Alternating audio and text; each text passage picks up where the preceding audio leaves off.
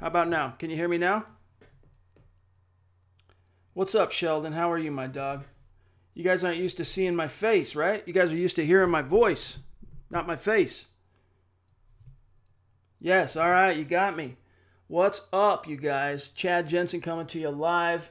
I hope you can see everything okay and hear me all right. Looks like the sound's coming through. So I'm going to dive in. You guys, Drew Lock, guess what? He's got his legs underneath him, right? It's finally flowing for Mr. Drew Lock. Let me just do a quick recap of what we've seen here. Some quick analysis for you in the first half of this game in Seattle.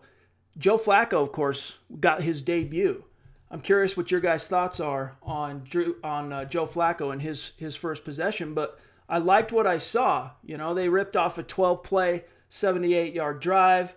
I got to tell you, Philip Lindsay, if you were worried about that wiggle going away for some reason, whether it be the wrist injury or, you know, his rookie campaign being some kind of flash in the pan, that ain't happening. That dude is going to have a great season. And I'm confident Rich Scangarello and Joe Flacco, who knows where his bread is buttered, they're going to have themselves a season with Philip Lindsay. But you saw him move the ball. Man, that 50-yard run by Royce Freeman, great to see him burst through the line. But your boy, Dalton Reisner, just dropping that defensive tackle to spring Royce Freeman. Phenomenal run. Did I say, yeah, Royce Freeman was. Anyway, I might have said Devontae Booker, my bad.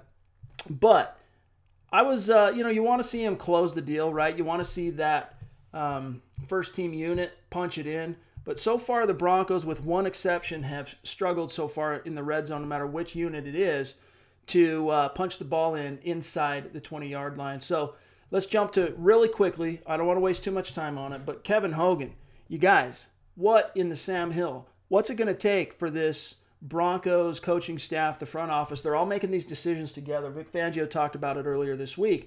These are decisions that are being made together. Kevin Hogan couldn't throw an accurate pass to save his life. In every crucial moment when the chips were down, he was wide of the mark. He was inaccurate, and it cost him.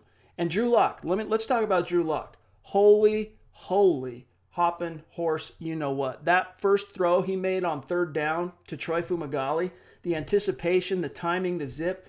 I mean, in the face of pressure as well. That is the flash that you hope is the future of this team. I mean, Fumagalli, he made his break to the outside there. He wasn't expecting the ball, and there it was, right in the breadbasket, right where defender couldn't get to it. And you could see, if you guys were paying attention there, the shots that showed at Drew Lock's face, the reaction after it was completed, that just lit him up. That was just a shot of confidence. And that's exactly what he needed right now. Drew Lock needed that shot of confidence. He got it. And you could tell the rest of that drive, you know, what did he do? He went 5 for 7 on that drive for 55 yards. Plus he had the 8-yard scamper to move the chains on 4th and 1. So I liked what I saw from Lock. And earlier this week, Vic Fangio said that Drew Lock's going to play a lot tonight. So I'm hoping they just let him close out this game. And I'm hoping also that he continues, obviously, with that trajectory and plays well the rest of the night so that we can stop the farce, giving Kevin Hogan these valuable second-team reps, taking them away from Drew Lock, who needs them for his development. Hopefully tonight can end that farce and, you know, nature can take its course. Now, let's take a look at some of the stuff here you guys have to say, some of your reactions here. Yeah, Bronco Fanatic 97, Kevin Hogan looked like pure trash. The Cherries view, they need better play calls in the red zone. That I agree with. And that's something that kind of brings up an implication that we haven't talked a lot about yet, at least tonight. And that is, you guys have heard me talk about it a lot on the podcast, but we don't know what kind of play caller Rich Scangarello is going to be. Now, we know the iteration of offense he's going to run, the Shanahan offense, the Gary Kubiak offense. But we don't know in the moment what kind of play call, what kind of design, what kind of gut savvy he's going to have in the moment to put his team in the best position possible to succeed. So we'll see. So far in the red zone, I don't love it. But the rust is falling off all these guys in chunks, and this is all uncharted territory for Scangarello. Now, this is his, 24th, 25th year in coaching. fifth year in the NFL, first time calling plays at the NFL level, but he's called plays before in the past. So we'll see how that shakes out. JL Avenger, what's up, my dog? He says, Rippon needs to play. I wouldn't be opposed to that if you give him like the back half of the fourth quarter again. But here's where I'll pick a bone. If the game is in doubt and there's an opportunity like last week for a 4-minute or 2-minute drive to try and either come back and win or come back and tie or whatever, then I think you need to give that particular scenario to Drew Lock. Let him get the experience. Very, very important to his development. But can you guys tell just the confidence that he is feeling tonight? And you could tell he stepped out onto the field and, he was kind of in a better place, more positive place, more calm place, more, centered type of place, mentally, emotionally. And so he played more on the nose. He played more in that pocket that you want to see an NFL quarterback play, but he needs to continue that. And I think he's a momentum type of player, and that could be good or bad. We'll see how it plays out, but he's the type of guy where he gets something good going and he can build on that, take it to the next level and just blow the roof off. Fumagalli, yeah, that throw, man, to Fumagalli on third down, that just made the hair on the back of my neck go, whoop. I mean, that's just, and that arm strength and even the accuracy, the arm strength compared to watching Hogan throw it on those previous two series, I mean, it was night and day. So, Ruan Pablo says, hello, Malik Reed. Bye-bye, Jeff Holland. Well, let's recount. That's a good point, Ruan. Jeff Holland has kind of been a big nothing burger through 1.5 preseason games. Meanwhile, Malik Reed now has 2 consecutive games with a sack. And then we also, of course, saw Dakota Watson get a sack tonight. So that's not good. If Jeff Holland, I mean, it's good for those guys, don't get me wrong. But for Jeff Holland, these are the scenarios as a backup where if you don't find a way to distinguish yourself and set yourself apart in the coaching room, when the chips are down, when it comes down to it at the end of the summer and they have to formulate that final 53, they're going to be prioritizing the guys who made plays in those scenarios. And so far, Jeff Holland has failed to do that. Kathleen says, if Coach Vic Fangio does not like what Scangarello is doing with the offense, I would guess Fangio will step in and make more decisions about the offense. Fangio will not let the offense fail. We'll see. That's not his forte. Obviously, Fangio is a defensive coach, so he can, from a game planning perspective, he can have an input. But, in a play call in situational football, he can tell Rich Scangarello in a certain situation, 3rd and 3 from the 15, hey, I like this type of concept here. Run something like that, and Scangarello can do it. But in terms of play calling on a play-to-play, snap-to-snap basis, that's going to remain Scangarello's domain. Sheldon Hunt says, how's the inside linebacker competition going? I don't know about you guys. By the way, we have an open thread going right now at milehighhuddle.com. Go there. Myself, Nick Kendall, Eric Trickle, Carl Dumler. Everyone's there hanging out, and we're talking the game in-game. Go there live. Share your comments. Log in. You can create an account for free. It doesn't cost you a dime. Oh, my dog. Trick Lessons coming in with $4.99. Holy smokes. Hey, this is my first time doing a live video on YouTube. I'm still a little bit new to YouTube in terms of how it all works, but I appreciate you, brother, and I appreciate your interaction on Twitter, too. You guys, again, really quick, go to milehighhuddle.com. You're going to see our game day open thread. I want conversation, this phenomenal conversation that we're all having right now on YouTube.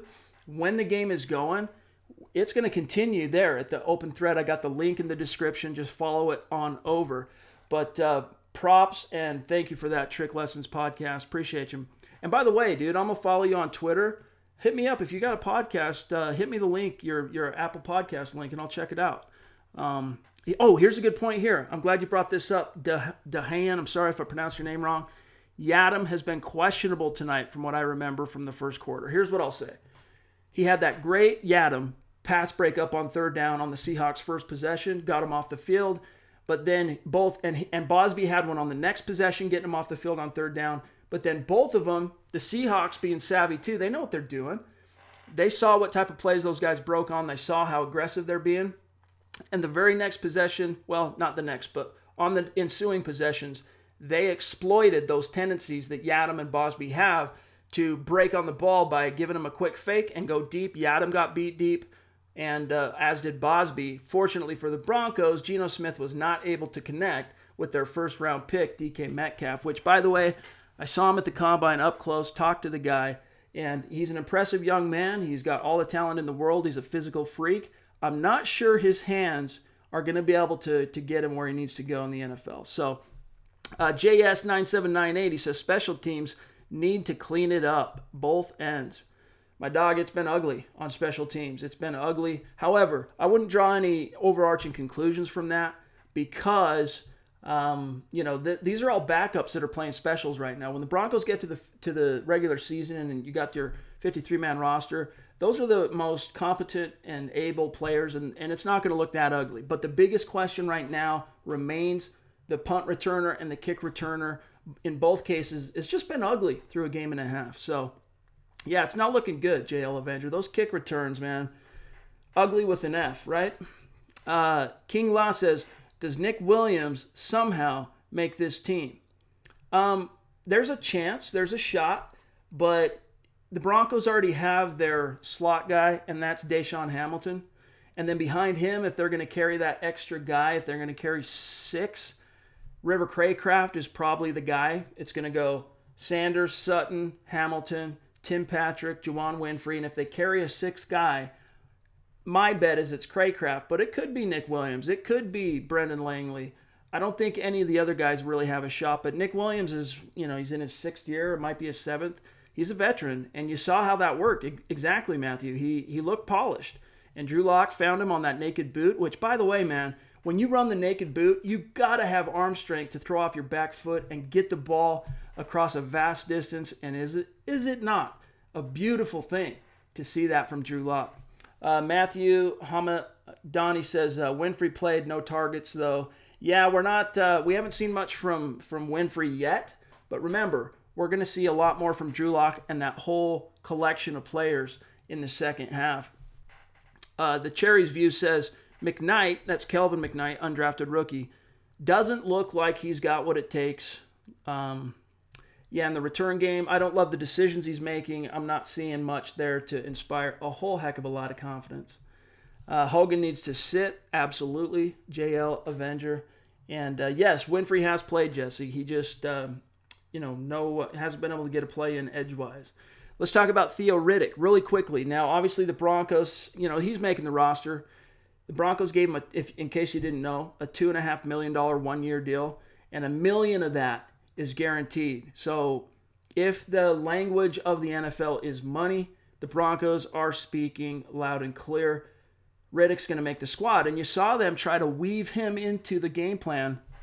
And, the first team offense, obviously they're rolling mostly with Lindsey and Freeman. But those 2 Kevin Hogan series, man, they tried to get him going that third down. Riddick ran that awesome Texas route that the TV broadcast nicely covered, beat his man, wide open. Kevin Hogan just sails the pass, and that was where the Broncos were like, no more. Time for Drew Lock. But Theo Riddick, man, I'm interested to see what he can do. He's wearing the number 27, so I think it was Horace Richardson that gave that up for him.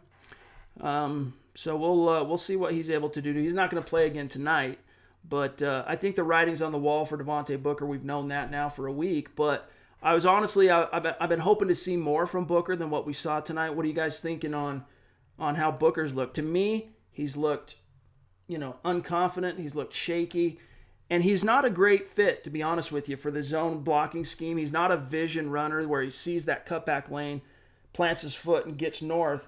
He's not that guy. He's a guy where you need to tell him before the ball is snapped what gap that he's going to attack. And if it's there, he's going to hit the hole. If it's not there and he has to think on his feet in that split second of time, that death by inches, he's probably going to die. The zone blocking scheme, that's why under Gary Kubiak in 2016, even though he finished as a rookie as Denver's leading rusher, because if you can remember, C.J. Anderson got hurt in Week 7 that year. Even though he finished as the leading rusher, it was a pretty rocky season. He had 3.5, I think, yards per carry. It was ugly because the zone blocking scheme is not his forte. So it might be best for him to just hit the bricks and go find and catch on somewhere else. And it's unfortunate because he does represent a 4th-round pick. So Paxton Lynch, let's see. Is the game back on? It is.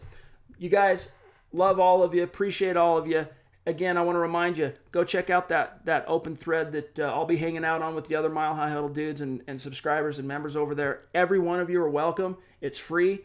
So Zach and I will be recording a gut reaction podcast immediately following the game. We'll try and get it uploaded tonight. Worst case scenario, it'll be waiting for you on the Bright. So I'll talk to you guys then. Follow me on Twitter at Chad and Jensen. And appreciate all you guys. Appreciate all you guys so much. And Trick Lessons Podcast, you are my dog, brother.